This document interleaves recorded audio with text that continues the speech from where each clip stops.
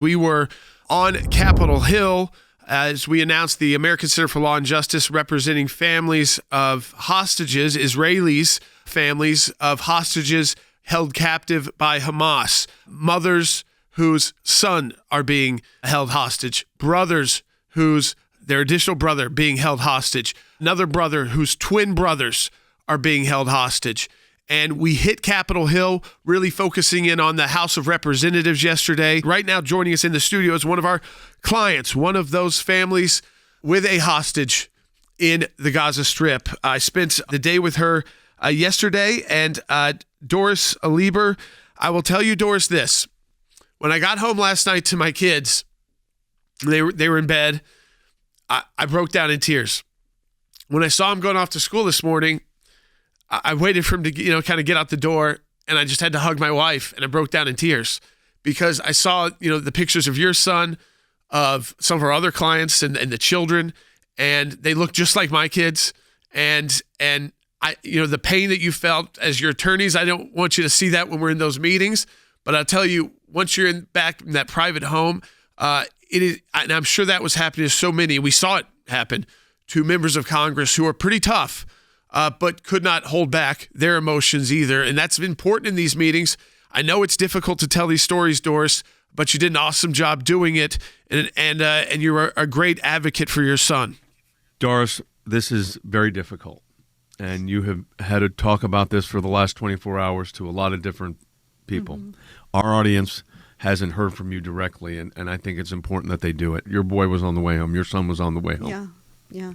And then you get a call 30 minutes later from his father. Mm-hmm. Tell our audience what happened.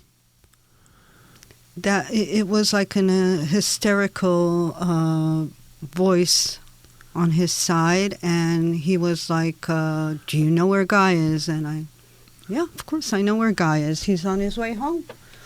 He said, no, he's not on his way home. He just called. He's in a terror attack, and his friends are killed, and I'm putting you on the line. With him? Yeah. I was like, it still didn't hit me. Right. So he puts me on the line, and then it, it starts sinking down since I hear shooting. You saw the gunshots? I do. Okay, so there was an ongoing attack at that point. Yeah. His father told him to not speak. Exactly. Why? Because he was afraid that they would hear him. I didn't hear this, but he was speaking to him, and he said that he was hiding in a tree trunk or behind a tree trunk, and his father told him, just look around, try to find dead bodies, and try to crawl under a dead body, act like you're dead. And yeah. That was the last call? That was the last call. I actually, I regret this till this day. I didn't want him to speak. He wanted to. He wanted to stay. He wanted to say his last words. He wanted to, say goodbye. He said that he loved us. He said, "Daddy, I love you. Mommy, I love you." And I say, "Guy, I love you. I'm going to get somebody to take you out now. Don't worry. Just stay put." You want to know the status of your son? I do. I want to know that he's alive. First of all, I want you to look at that camera right there in the studio and tell us what you want. I want each and everybody to just, do a phone call. You voted on congressmen, senators, anybody with any power to do a change, to do action. This is the time to, do it.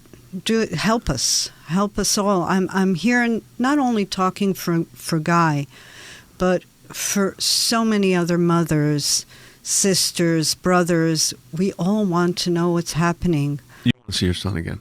You want him back? I need him desperately. He's my only son. LaRon Berman is here with me in the studio. He is the brother of a set of twins.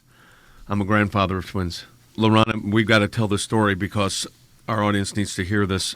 Yes. How did you get notified what was happening? They were considered missing for 10 days.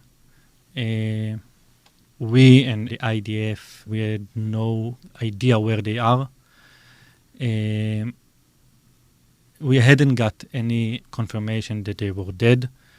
And after 10 days, official officers from the government came to our house and told us that with 99.9% guarantee, they know that they are kidnapped into Gaza. As you were on Capitol Hill yesterday, what was going through your mind?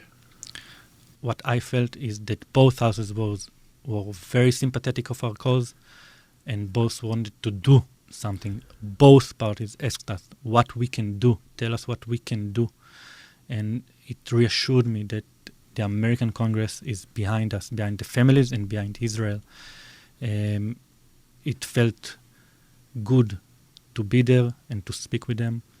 And it reassured me that the Congress Yes. is behind us, behind our cause, and wanted to do something. I'm holding a picture, a poster that we shared with Congress. This is Doris's son, Guy. That's Guy, the twins that we talked about yesterday, Gali and Zvi Berman. Here they are. Folks, this is as real as it gets. It doesn't get any more real than this. By bringing those individuals to Capitol Hill to tell their stories, those members of Congress, regardless of what side of the aisle they are on, are not going to forget not just those families that we brought, but all of those hostages that they represent. So those families that we have here, the 5 representatives that we have here, really represent all what now appears to be 242 hostages. I was informed this morning that some of those hostages may well be, Jordan, high-ranking military officers. I've got that from officials. So on calls I was on this morning. So it's taken a little bit of a twist there. We're handling all of it. We have lawyers deployed right now in our offices here and in our studios in Washington that are working with UN documentation. We'll talk about that tomorrow, but we've got major work going on there. We, of course, have had the congressional representation. We've met with the ambassador from Qatar this morning. Our senior counsel for global affairs, Mike Pompeo, was in our offices to meet with these families and to say that he will work directly with the emir of Qatar to help on this assistance, which we think is critical. This is probably the most significant, synergized effort we have ever made in our ACLJ history to work on the most difficult hostage situation we have ever worked on. And we've worked on a lot of difficult ones, but none at this level. So we need to do everything we can, which we are, to get these people released, to get freedom for these captives.